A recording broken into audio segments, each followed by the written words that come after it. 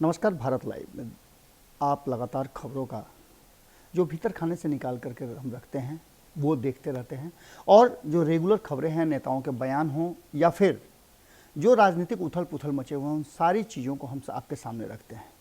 एक खबर हमारे पास जो आ रही है वो खबर निश्चित रूप से बिहार और बिहार को लेकर के ही है, और ख़ास करके भारतीय जनता पार्टी और नीतीश कुमार के बीच में जो कुछ भी हुआ है उन सारी चीज़ों को लेकर के एक अलग तरह की कहा जाए तो सोच तैयार कर रही है, सोचने के लिए मजबूर कर रही है।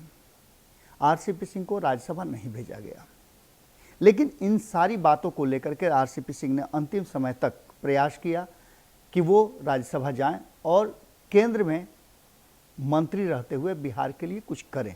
उन्होंने कई ऐसी बातें भी कही थी। आपने देखा होगा कि इस्पात मंत्रालय उनके पास है और उसको लेकर के बिहार में कई तरह की उन्होंने योजना को शुरू करने की बात कही थी, लेकिन अचानक से इन सारी चीज़ों पर ब्रेक लगता हुआ दिख रहा था।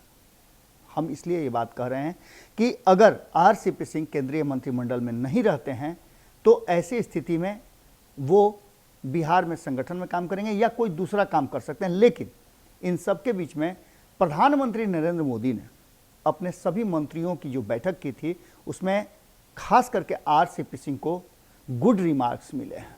इतना ही नहीं, इसके साथ बिहार में जो राजनीतिक उथल पुथल मचा हुआ है उसको लेकर के अमित शाह भी काफ़ी चिंतित हैं, या कहा जाए तो इस पूरे मामले पर अपनी नज़र बनाए हुए हैं। जेपी नड्डा से लेकर के आपने देखा होगा कि राजनाथ सिंह तक नीतीश कुमार से लगातार बात कर रहे हैं।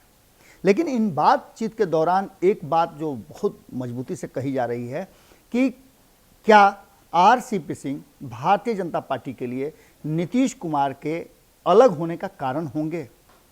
क्या भारतीय जनता पार्टी आरसीपी सिंह को टारगेट देगी? टारगेट तो आरसीपी सिंह को मिल गया है और इस टारगेट में वो अपने मंत्रालय को लेकर के बेहतर काम कर रहे हैं। ये बातें अब साफ हो चुकी हैं। इसका सीधा सा मतलब है कि 7 जुलाई को जो आरसीपी सिंह का कार्यकाल यानी राज्यसभा की सदस्यता खत्म हो रही है, उसके बाद क्या होगा। संभावना व्यक्त की जा रही है कि उसके बाद भी आरसीपी सिंह केंद्रीय मंत्रिमंडल में बने रहेंगे। इसके लिए उन्हें प्रधानमंत्री नरेंद्र मोदी का विशेष कृपा मिला है, या कहा जाए तो टास्क मिला है। अभी टास्क को पूरा करने के लिए एक्शन मोड में आ गए हैं आरसीपी सिंह, और उन्होंने अब इन सारी बातों को जो जदयू से जुड़ी हुई है, राजनीति से जुड़ी है, उन सब को छोड़ करके सीधे तौर पे मंत्रालय के कामों में लग गए हैं। और लगातार इधर आपने देखा भी होगा कि कई जगहों का, कई तीर्थ स्थलों का दौरा करने के बाद वो पूरी तरह से अपने विभाग के कार्य में जुट गए हैं। और ये दिखाता है कि प्रधानमंत्री नरेंद्र मोदी अभी उन्हें अपने मंत्रिमंडल से हटाने वाले नहीं हैं। इसका क्या असर पड़ेगा जदयू और भाजपा के रिश्तों पर, ये आप बेहतर समझ सकते हैं। मिशन मोड में काम शुरू कर चुके हैं आरसीपी सिंह, और उन्होंने हाल फिलहाल में कहा है कि उपभोक्ताओं की नीतिगत सहायता बहुत जरूरी है।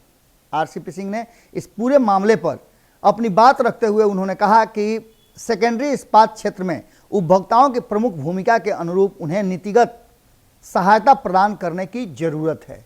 यानी कि एक रोजगार जो है उसको बेहतर ढंग से करवाने की और उस पर निगरानी रखने की जरूरत है।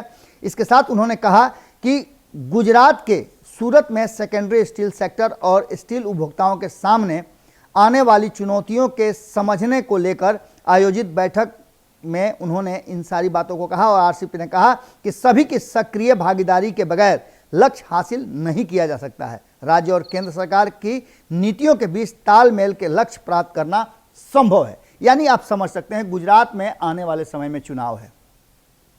आरसीपी सिंह का गुजरात पर फोकस करना बहुत सारी कहानी को कह रहा है, और ये कहानी अब आप भी समझ रहे होंगे। जोड़ घटाव शुरू कर दीजिए, और कहीं ना कहीं आरसीपी सिंह के आने वाले दिन हो सकता है तो इससे बेहतर होंगे जिस स्थिति में वो वर्तमान में थे।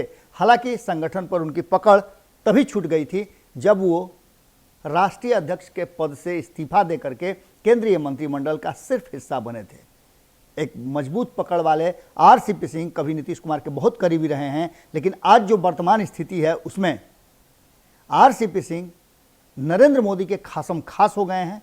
और जब नरेंद्र मोदी के खासम खास हैं तो आप समझ सकते हैं कि उनके लिए कई रास्ते खुले हैं और इस रास्ते के खुलने के बाद बिहार पर भी उसके व्यापक असर पड़ेंगे, इससे आप इनकार नहीं कर सकते हैं। देखने वाली बात यह होगी कि राष्ट्रपति चुनाव के बाद जो लगातार ये कहा जा रहा है कि बड़े राजनीतिक उथल पुथल होंगे, क्या कुछ होगा, क्या उसका हिस्सा आरसीपी सिंह भी बनेंगे, इन सारी बातों पर हमारी नज़र बनी हुई है। आपकी नज़र भारत लाइव पे होनी चाहिए, क्योंकि खबरें तो आपको यहीं मिलेंगी और भीतर खाने से निकाल करके।